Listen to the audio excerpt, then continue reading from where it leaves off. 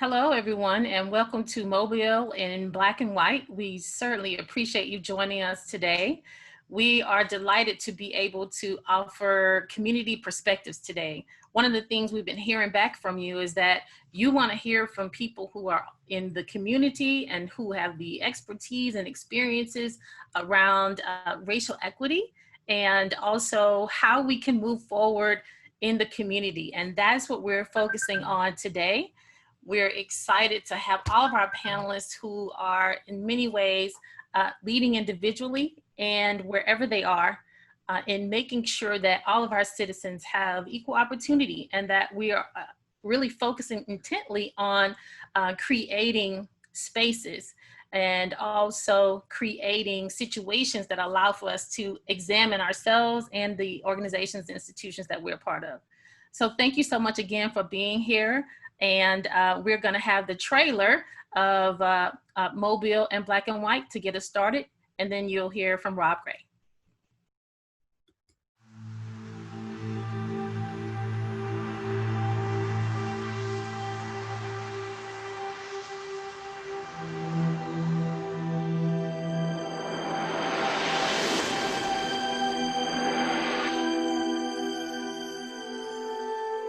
We've gotten so reactionary on this issue that I don't think we even ever get to the point of dialogue. It's just sort of people shouting and screaming and moving away.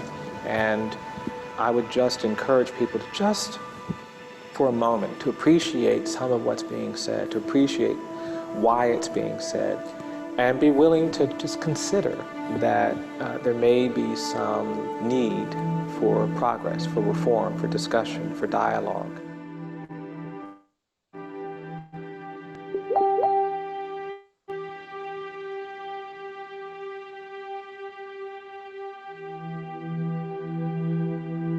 The face of the racist in the United States of America is a working class white man or a poor white man.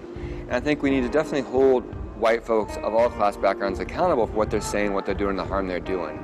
But what's really hurting and oppressing communities of color is a policy being passed by wealthy white folks in Washington, D.C. and in places of government.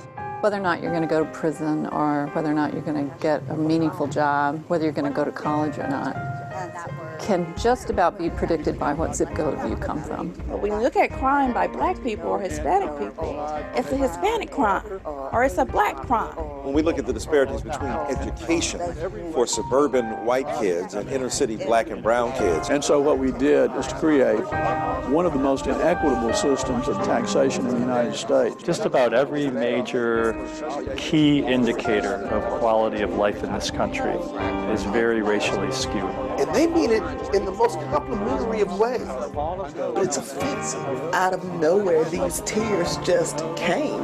You don't need to be guilty to be responsible for the solution. It's quite another thing for the structure of our society to be racist. We have a criminal justice system where 65% of the people getting sent to prison are black. And unless you're willing to say, oh, there's something wrong with those people, all of those people, then you have to begin to ask yourself, why is this happening?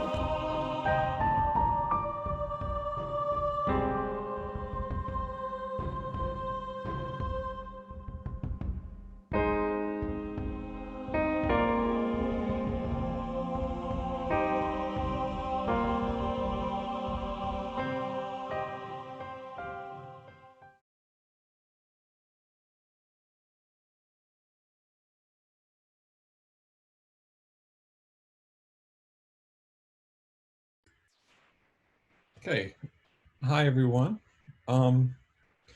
So excited to have these wonderful people here today. And each one of them is going to give their answer to a question that we sent them earlier. And I'm excited to see Scott Wynn, who had some of the great lines in the film. And I met Scott at a conference probably close to 10 years ago, I guess, and asked him if he would do an interview for me for the film. And he's a social worker and university professor in Seattle. And so we'll start with Scott. Well, thank you. Good morning, everybody. I didn't know I was going to be going first, so I guess I got to get into action here. I live in Seattle now. I grew up on a farm in Illinois, what I kind of call the South of the North, definitely culturally and politically very similar to, I think, where you all are.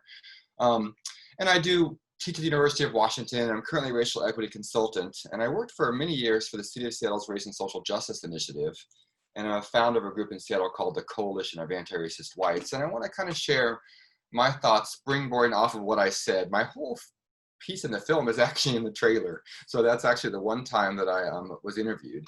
And I really do think there are two things I want to share in this group. One is just to really get the idea, if we're going to have challenge structural racism, we have to have a vision of structure, right? I think my comment 10 years ago really does lean into what I critique now a bit, which is this really anti-government sentiment.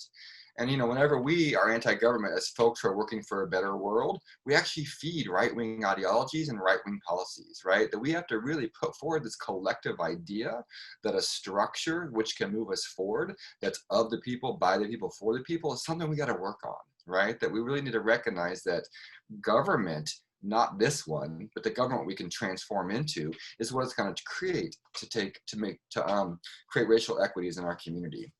I also want to go off the idea I talked about around white folks, that I've been, you know, that's the primary place of my work, is supporting white folks in doing this work. And I really was then trying to really make sure we don't see white folks as this monolithic, this one group of people, right? That, you know, as I said in the trailer, you know, working class and poor white folks, like the family I came from, are the face of racism. And their racial prejudices is kind of what the conversation's talked about. This film and all of our work has really widened the conversation that we know that, you know, racism is largely caused by policies, practices, and processes at this time, which is many times good folks not intentionally trying to do harm, but doing harm by operating business as usual. And I really think when it comes to organizing white folks, we need to really kind of move from an identity politic where we focus based on who we are, and to more of a, to use some smarty pants words, a positionality politic, to focus on how we're positioned in our society, right? The majority of people who are poor in this country are white. The majority, you know, disproportionately we know folks of color are, but millions of white folks are poor. The system's not working for them.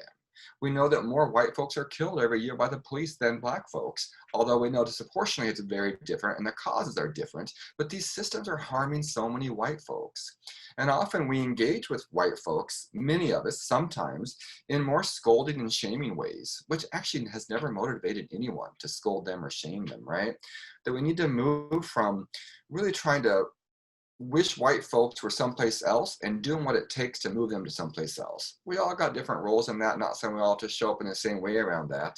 But I think there's a way where, you know, there's all these things often on my social media where these poor white folks have a protest sign which has a horribly misspelled word, which is kind of funny. Everyone laughs and ridicules them. What if we support them in recognizing that they're products of an educational system which failed them? Right?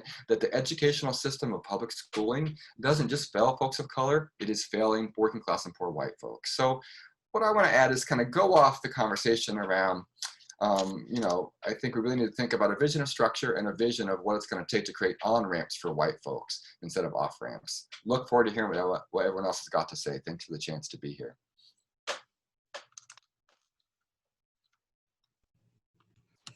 Thanks, Scott. We surely appreciate your reflection over a decade later. Thank you so much.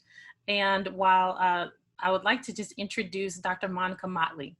She is a leader in the Mobile community, among many things, an educator, a counselor, one of a wonderful, I would say, visionary in the work that needs to happen with our youth in our community. And I'd like to have her be able to share her perspective at this time. Good afternoon. It definitely is an honor to have the opportunity to speak on such a critical topic. And thank you for providing the space for us to do this and have this conversation. To me, we're talking about structural racism. It's about that embedded discriminatory practices that have been normalized within an organization. So to me, the best way to combat structural racism is through policies and practices. You know, unfortunately, historically in our country, progress has not been made simply out of the goodness of people's hearts or the moral obligation. Progress has been made through intentional policies, moving the needle forward. I feel that to move that needle forward is best through diversity and inclusion within our organizations and institutions. We all know how beneficial diverse teams and leadership can be for our organizations. But despite having the research and despite knowing it's the right thing, we still lack diversity in leadership. Having diversity represented in leadership positions is a tangible way for us to move forward and combat systemic racism. We have to be at the table, specifically in leadership and in decision-making positions for needed voices to be heard.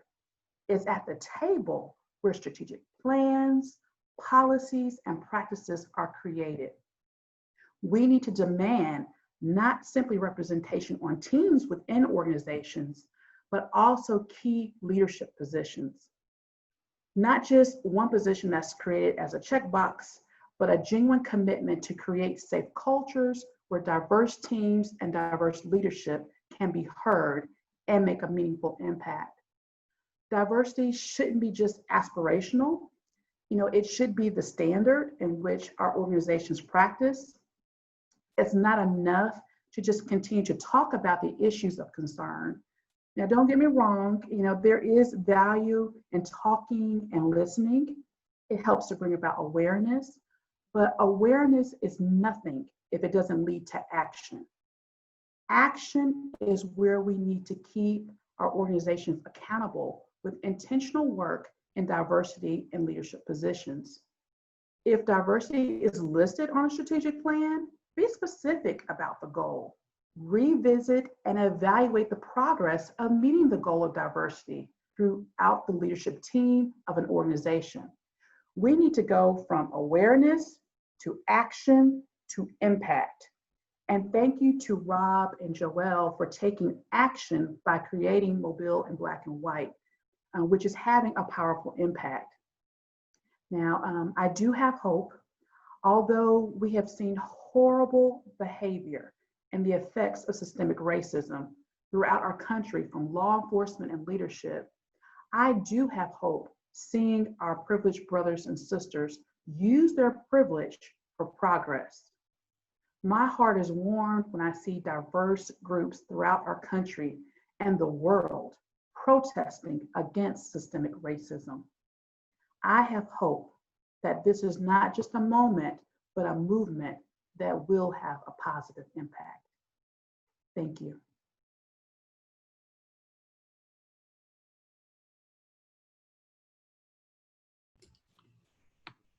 Thank you, Monica. I share your hope, which is why I think we're all here. We all do, but we also know that there are a lot of walls between realizing that hope. So we have to keep plugging ahead. Sandy Forbes, I think, is having some audio issues. So we'll go to Luke Coley.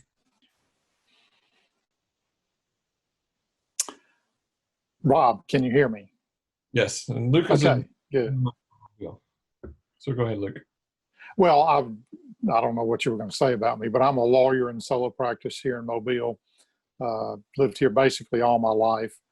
I think that particularly in the last several years, a couple of things that I've noticed that I just wanted to bring to the table. We seem to be still going through the great sort in this country where it's easier for people to only encounter people who are like them every day and in every context. And that's disturbing to me. There's in a way, it seems like we're losing common ground on a lot of things. I might also say, though, that I think there's a lot of people, maybe even more and more every day, who are intentionally trying to get out of that, to get out of their own bubble, and trying to encounter people in different circumstances and from different backgrounds. There are some churches around town and around the area that are really doing some good work in that aspect. And I think that will help over time. I'm glad to hear what Dr. Motley said about leading from awareness to action to impact. That's the part that I have kind of struggled with, particularly in the last several weeks, is what actions can we take that have impact?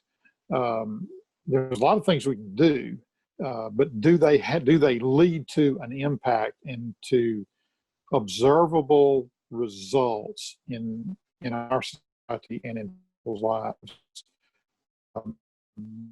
That's kind of the thing that I think about, struggle with, worry. What exactly can we do? What can I do in leadership, to the extent that I am a leader in the community or in the legal profession here in Mobile? What can we do that, like Dr. Motley said, is an action that will have observable impacts or observable impact? And I certainly welcome any suggestion or any thought along those lines.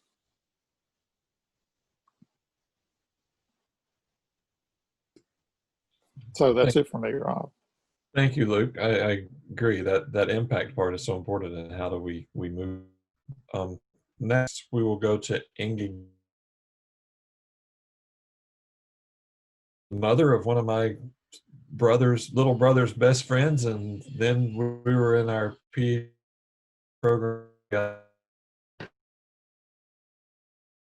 Southern, it just lures you into what she's saying, but she knows her stuff when it comes to this field. And so I jumped at the opportunity to interview her and look forward to hearing what she says now. So good to see you, Ingy. Thank you, Rob. And Rob's dad, can you hear me? Yes. I'm still new to Zoom. Boy, what a difference my life is now. Rob's dad was also my son's pediatrician. So we had close contact.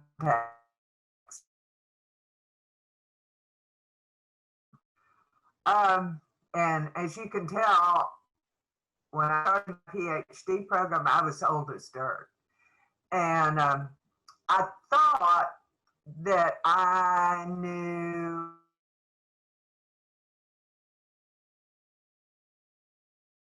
Jerry Rosick as my advisor in the program, and he taught us well. And I understood critical race theory. I taught it. But over the last few years, I've come to realize that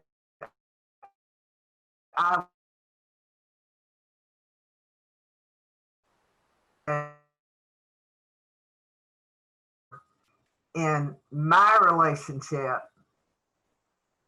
to the issues of race.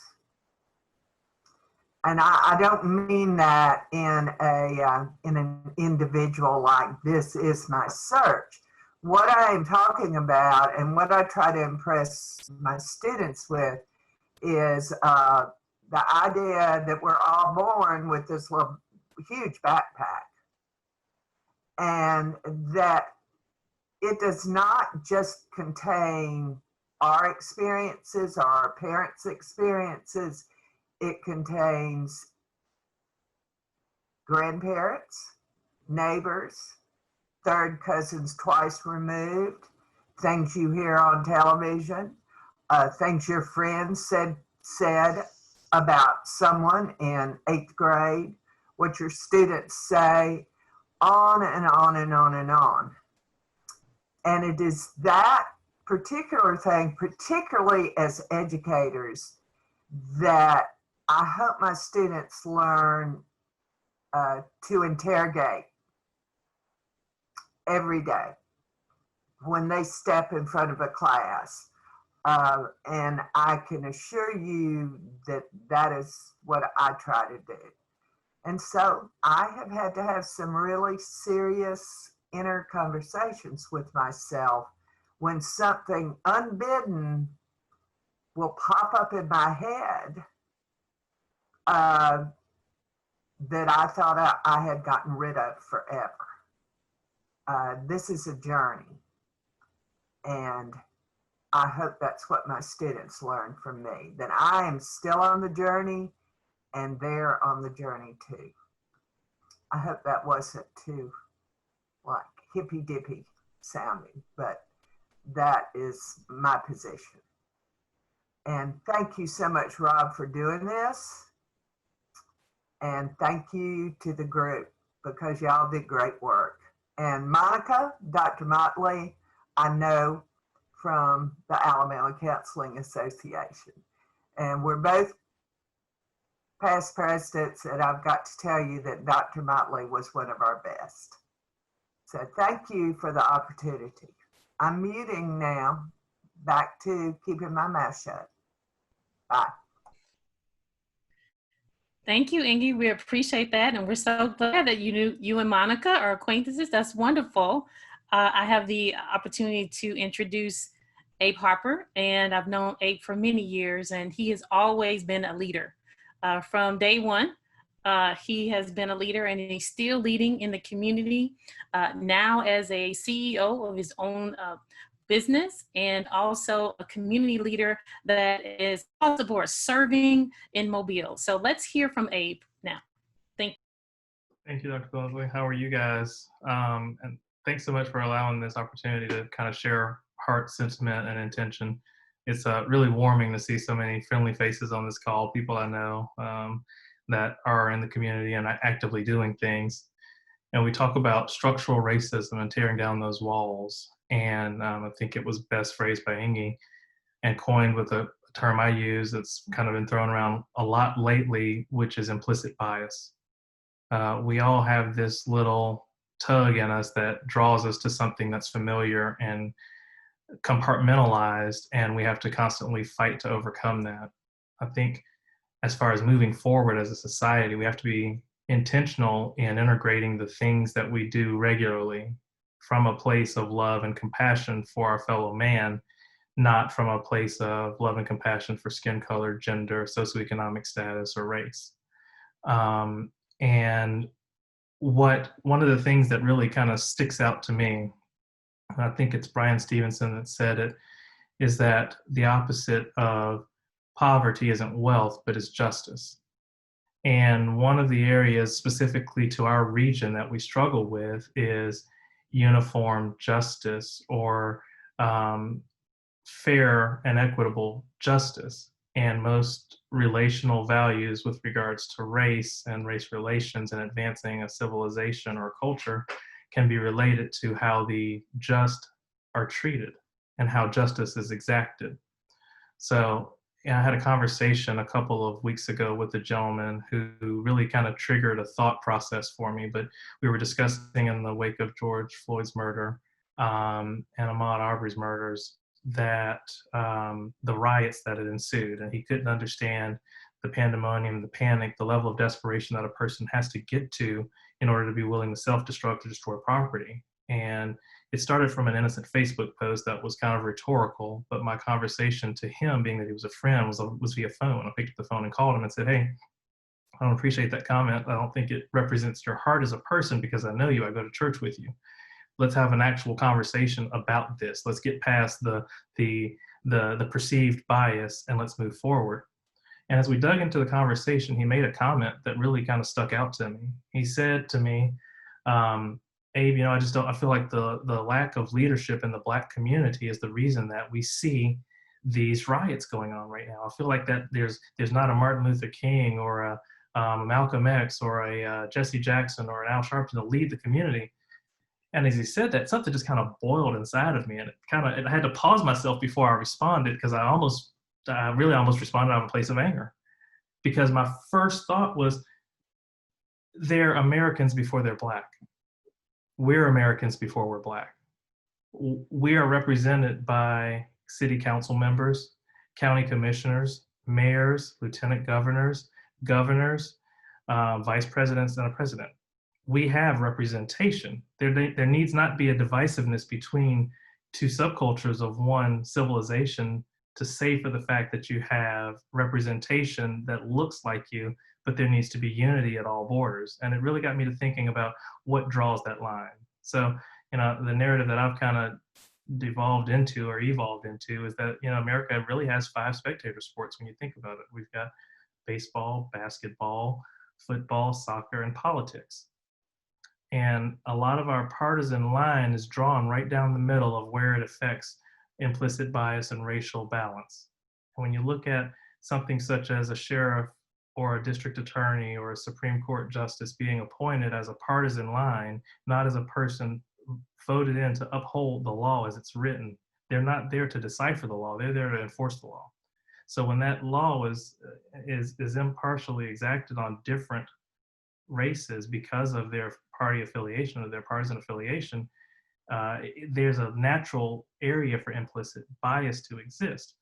So I think as we start to look at how do we move forward, how do we advance, getting past some of those nuances that exist in our justice system that allow sheltering for implicit bias will be the first thing that we have to really do. And the second thing is then having intentional conversations and tearing down the walls of anger and hurt between people and actually getting to the root of the issue and then making sure that there's equitable justice for all. So that's all I've got. Thank you, guys.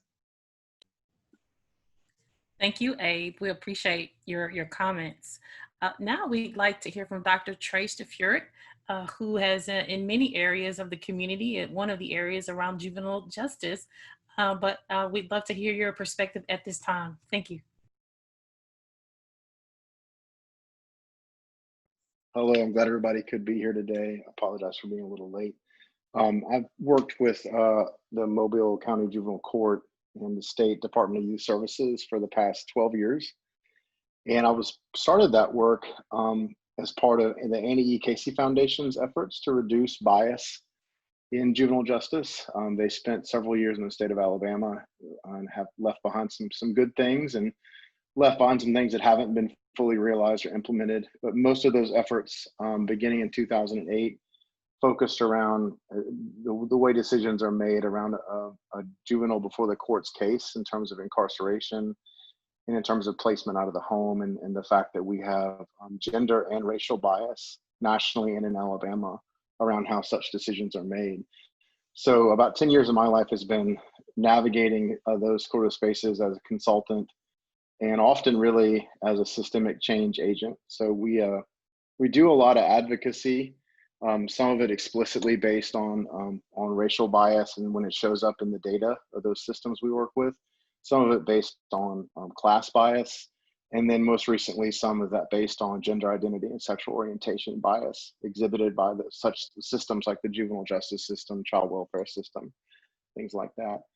Most recently, the past 4 years, I've gotten to work with the Mobile County Police Department on being part of a very large team that created a special victims unit for adult victims of sexual assault.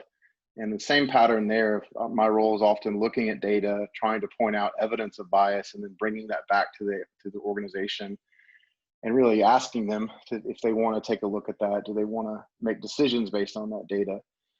So I don't have as much experience sort of in the political realm as an academic and psychologist, but definitely in the realm of putting information in front of power and asking them to do something with it.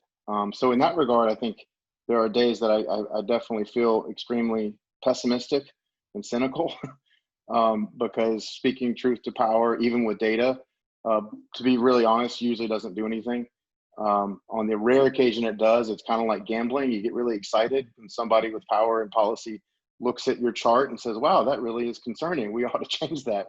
So I get kind of hooked on it because it doesn't happen regularly. And a lot of the people I've remained partners with, it's not because at every point they've used whatever power they had to respond to the bias in front of us, but they've used it enough that I can continue to walk with them.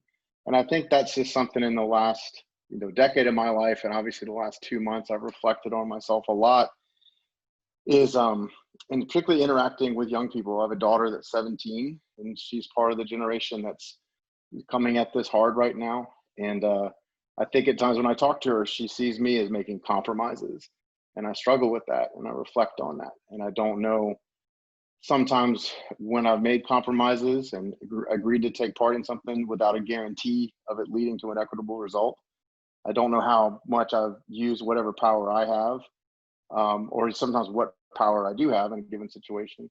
But I think that's just my little window into some of the difficulties of this, is that it can be terribly ambiguous and terribly risky, and we have to speak out loud anyways. And I particularly as a white male, that I have to speak out loud, even when it's gonna potentially damage my relationship with somebody. And people in my college can tell you that I'm sometimes too good at that. I can say things that I probably shouldn't say, but I think that's necessary at times. I think you can disagree around racial justice and equity issues with someone, and as Abe was saying, that doesn't mean that I negate that other person's humanity. But I've also I can't negate a Black or Hispanic colleague or friend's humanity either by not speaking up. So that's kind of my very quick take on how I'm approaching this work. And right now, I'm going to continue to have opportunities to engage in this type of work with these systems. And we'll do that as long as they allow me to.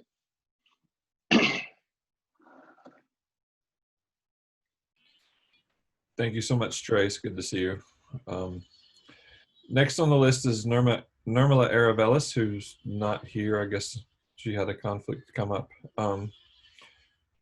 So we will move to Nicole Carr, who was one of my closest colleagues at South Alabama when I worked there. And she had some really nice things to say. A lot of them didn't make it into the film when I interviewed her, but so I'll let her say some of those things now.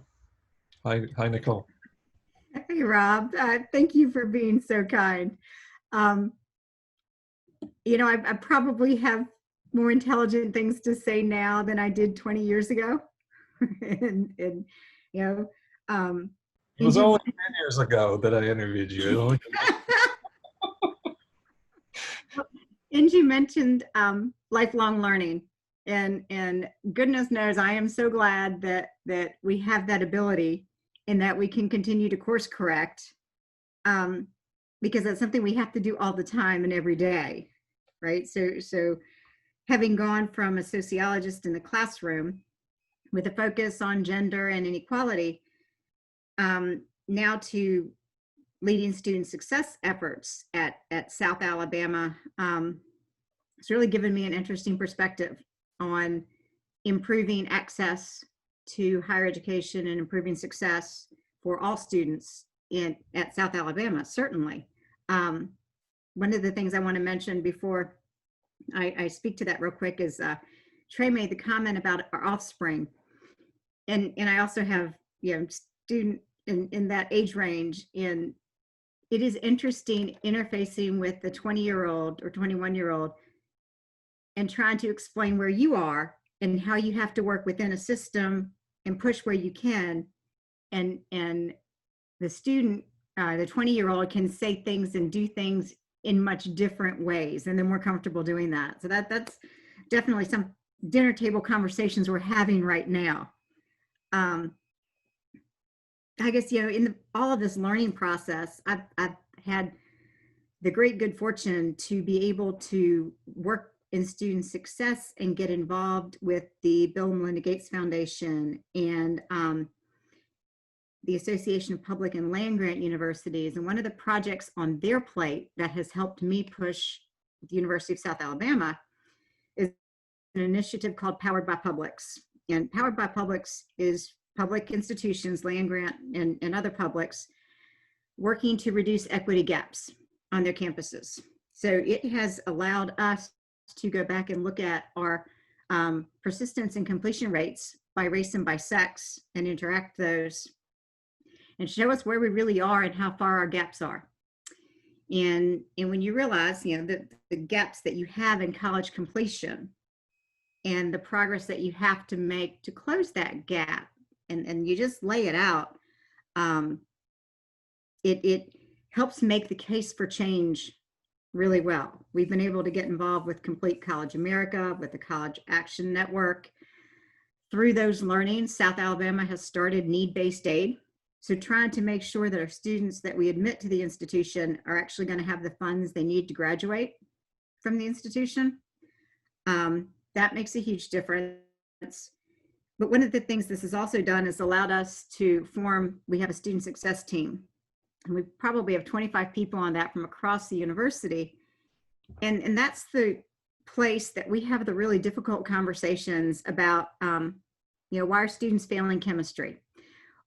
What, why do we have issues with collaborating outside of the institution, across the institution? And we can have much more open conversations there. And then I can take what we discuss there and elevate it. And it might not get acted upon, but we can keep making noise from that committee. And then we have the opportunity with Powered by Publix to keep pushing publicly, pushing to close those gaps on campus. And, you know, it's providing us the opportunity to engage in ways that we didn't have when we talked, what, 10 or 20 years ago. So it's been a lot of learning, and I'm glad that we seem to have the commitment on those fronts. Now, there's a heck of a lot of work to do, and I'm not sure we can accomplish it all unless we pour more resources into it. So that's one of the latest things I've said is, if you want X, Y, and Z to work, you have to put someone in charge and put some resources behind it. And we'll see if those things happen. Thank you, Nicole, for gathering that data and sharing it. We really appreciate that. It's so helpful for us to know where we are and how well we're doing, where we need to improve. Thank you so much. And now I'd like to introduce Frank Berrigan, one of the, I think one of the first leaders I met in doing community conversations when we started doing this work with Mobile in Black and White. And so I'm so glad to have you here, Frank. Please give us your perspective. Thank you so much. Number one is I really appreciate being called to the table. I am a descendant of a person from my father from Mexico.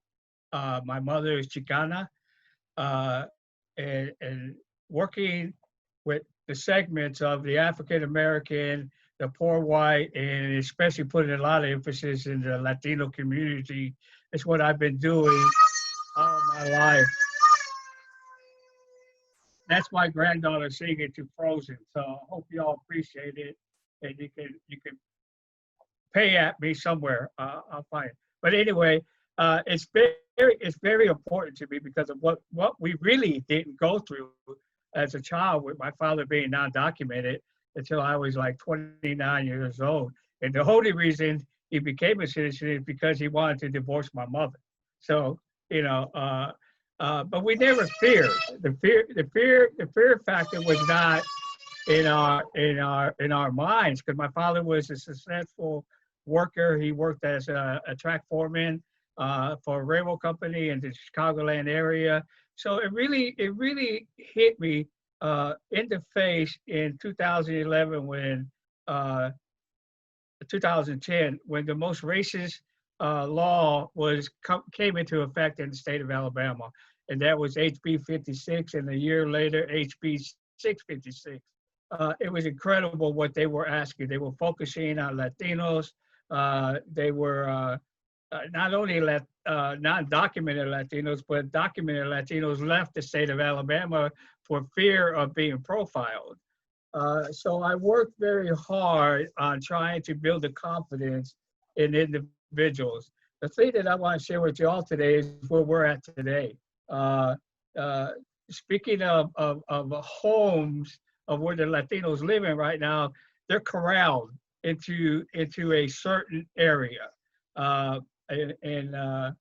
In Mobile County, there's no longer trailer parks that can come into the city limits. The ones that were there when that city ordinance came in, they're still there. And the majority of the people that live in the trailer park right off of Airport Boulevard are Latinos. Then you go a little bit north and you see a lot of trailer parks, a lot of areas, apartments that are basically Latino communities. So they're corralling people in certain areas. In Baldwin County, Foley has three large trailer park communities that they corral all the majority of the Latinos there. And why? My conclusion is that they want to keep them where they could keep that one eye on them and knowing where they're at. In Robertsdale, Silver Hill, there's 2 of them that are very extremely dangerous for the Latino and documented and non-documented Latinos, where they're harassed. There's a sergeant there that has made a commitment that as long as he was sergeant and part of the Silver Hill Police Department, he was going to make sure that all the non-documented Latinos were deported and detained and deported. So that puts a lot of fear factor in that area. They can't even work on their cars outside until it's dark because they know that he'll be coming by, or the police department. What's the solution to that? Well, it's hard to say, but what we can do as Latino or other community leaders is to share some know your rights with every human being is given. If a policeman stops you, then you know that all he needs is a driver's license, insurance, and registration. Well, a good large percentage of the individuals won't have the driver's license. But as a non-documented individual, there are underwriters that will write insurance for the cars. So there's no reason, and that's what we preach in our community, to have at least 2 of those things. And the majority of the time, the police officer is having a good day, he'll let you go. The other thing is don't say anything. Don't let them hear your accent, because then that puts a little more emphasis on that you're not from here. And I'm sorry, but that's the reality to our community. The other thing is that if they tell you to get out of your car, that they're going to take control of your car, get up, get out, walk on. But as you're walking on, get the information, the badge number, the car number, and go on. So that way we'll have something that we as community leaders will be able to work with. This is a reality. Trust me, this is a reality. We tell them that if someone comes to your work, just give them the documents that you have. And so, it's still a scary factor. That factor of fear comes into play because they really don't know what to do. Don't say anything. If you have a document, give it to them. If you have a passport, give it to them. If you have a Mexican, a Guatemalan, or whatever driver's license ID, give it to them. But don't say anything. Now, the other thing is the fear factor of them coming to your home. This is an incredible thing because we tell them that your rights as a human being is they come knocking on your door, don't open the door. Work with the kids and tell them don't even crack that door, because once you crack that door, that's an invitation. They can come in. If they say they have documents, a warrant, just have a questionnaire, tell them to push it under the door. And then you take it, and if you don't read English, look and see if your name's on that document. If it's not, send it back and tell them they can't come in. 99.9% of the time, that works, okay? And I think I'm being over exaggerating on that percentage. Where they live also comes to they don't have an opportunity because they're not documented to purchase the home, and sometimes not even to rent a home. So they have to go to those apartments. They have to go to those trailer parks. But the people that do, non-documented people that are really wanting the best thing for their children, their families, they use families. So they can use their documented that are documented in the United States to purchase that home. Once they purchase that home with the family document, then they use the kids' information to get the utilities. and that's a part of the survival of our community. The other thing is that a lot of people don't understand this, and I believe that the people in this room does. If you're not documented, regardless of who you are, you're not getting any benefits. You're not getting any welfare. You're not getting any Social Security, and so on, SNAP. But if you detain and deport a parent, that is the breadwinner, that American citizen child is eligible for benefits. Now, why do I make that? Why do I stress that? Because the breadwinner doesn't want any handouts, does not want any handouts. But when the parents are detained, then the guardian has no choice. So they go file for SNAP and all these other federal benefits that will help them, the children, live a better life. It's really scary when one is being detained and then on the process of being deported. We find ways, we find attorneys to help. Sometimes it does help. But mostly, and I talked to Luke about this, what we're going to do in the near future, and unfortunately, we really have to do this for the child, we're going to have a power of attorney for the child. Meaning that if both parents are detained, what's going to happen with this child? It's going to go into the system. So the solution to that is to get a documented, drawn up, which there is, get it notarized, and that child will be with the neighbor, the grandparents, the aunt, the uncle, and that will make their life a little better. Well, thank you. I mean, it's just something that I'm so committed to because of the life changes. And I have to tell you, I'm a person, and I think Luke would support me with this. I'm a person that doesn't or will not ever ask, what if? Because it's a waste of time. But I did ask that question, what if? What if I and 8 of my siblings had to suffer my dad being detained and deported? Where would my life be at today? I can guarantee you I won't be sitting here with y'all, okay? Because I had to be a survivor because I was the oldest male. My mother, I used to say my mother doesn't work. That's a lie. You go into our house, but with the exception of the 5 males, you can't go into our room because it was a mess, okay? But you walk into my mother's house, it was clean. She moved the furniture every month just in case she missed a spot. Which I got caught drinking because my mother moved the table and I knew my way through the house in the dark, but she moved the table. Thank you so much. I'm sorry?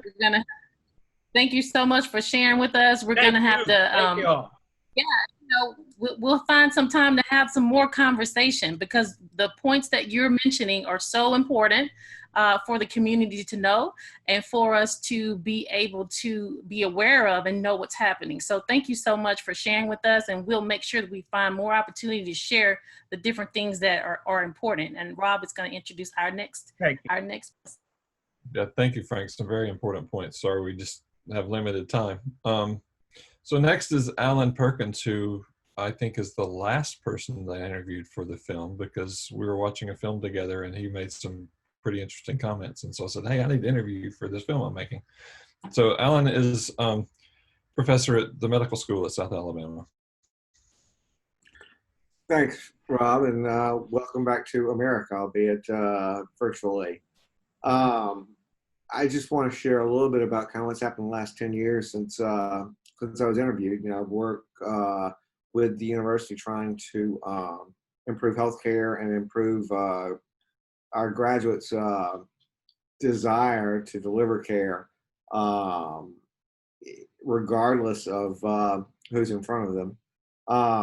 So we got a grant from HRSA to create a track. So we've created a primary care pathway track, and we're partnering with the FQHCs. We're partnering with Franklin. We're partnering with Health Department. We're partnering with AltaPoint, and we're creating satellite campuses out, one in the Bayou, one up in Sims, where there's a big Hispanic population, two in Baldwin County, and then one at the Medical Mall at Franklin. And we're going to have students who are there a majority of for 6 months out of the 4 years of their medical school, in hopes that what they'll do is they'll learn how to deliver care in a manner where they overcome their implicit bias, in a manner where what they do is they deliver care for the whole population. Some of the things that are effective are use of standardized tools, so that you're not asking, are you in pain, to the person who's white with a broken leg, and I'm not asking, you in pain, to the patient with sickle cell. Some of it is having adequate resources. Healthcare is not just about giving people pills. It's about food. It's about transportation. It's about housing security. So making sure that people have access to those resources. So we just got started. Our first class starts in August. We're starting to educate the docs that work at the FQHCs and the other staff, because team-based care is important. And so my hope is, it's been 10 years and we've not gotten very far in Mobile County, but my hope is that that will help to bring it a little bit closer. I think on that I'll close. Thanks so much, Alan. We appreciate you and saying that we hope that we can move forward and make much more progress in the next 10, that's for sure. One of the last panelists we have, one of the allies of Mobile and Black and White work, and also someone that we can call on. We appreciate him being in the film and also his leadership in our city. And we just appreciate Ricardo Woods. Thank you so much for being here, and please share your perspective. Thank you. Thank you, Joelle, and thank you, Rob. I appreciate this opportunity. So one of the things that I talk about is wearing different hats that I wear. Many of you all may know that I represent the city of Mobile in working government, but also I'm a partner at Burn Foreman, and I sit on our leadership team there. And so it's important, I think, from my perspective, to tell people, use your talents to do what you do to disrupt false narratives. And when we're talking about systematic racism and institutional racism, I think it's always good to go to the core reason a policy or procedure was put in place, talk about it, discuss it, poke it, check it, and see what the disparate effect is or is not. I'll give folks a good example.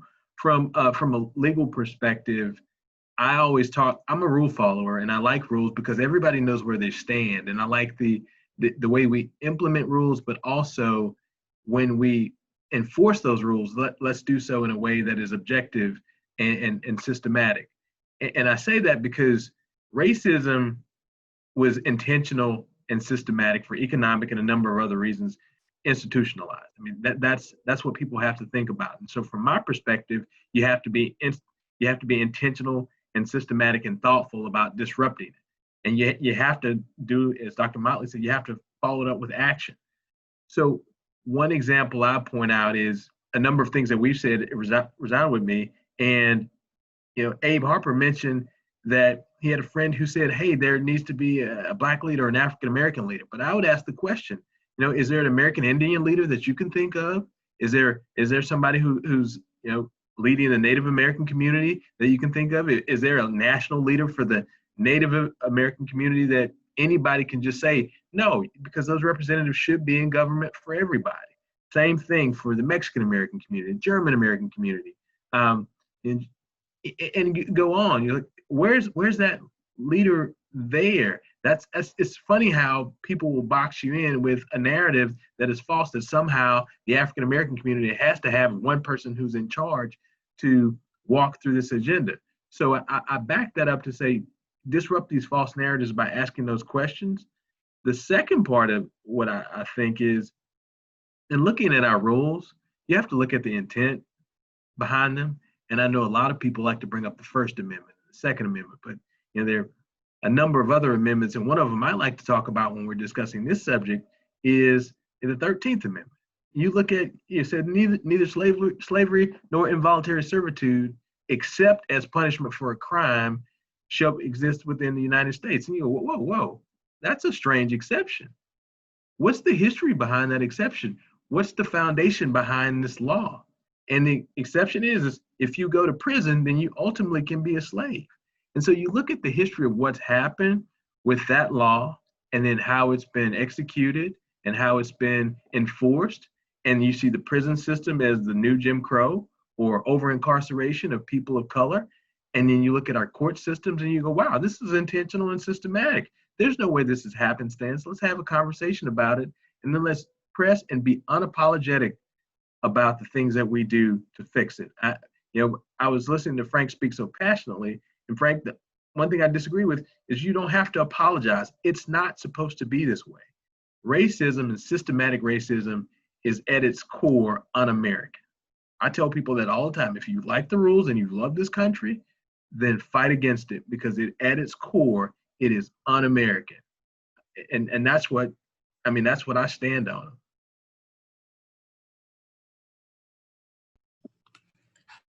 Thank you so much, Ricardo. We appreciate you really summing up many of the high points for our discussion today. We want to thank all of our panelists. Thank you so much for just your support of Mobile in Black and White and for our community and each other. We know that this is a collaborative work that may start with us individually, but together we can continue to try to make a difference and do those things together. It will take collaboration. It will take our expertise, and it will take us continuing to share and have this conversation as we move forward. So thank you again for your leadership, and thank you for sharing today. Our next move with Mobile in Black and White next week, we'll be talking about things we've learned over the past 5 weeks. And so we're hopeful that our audience will be able to join us, and we'll be taking your perspectives and just trying to see how we can continue to move forward. So thank you again, and we appreciate you. Everyone have a better than excellent day. Thank you so much.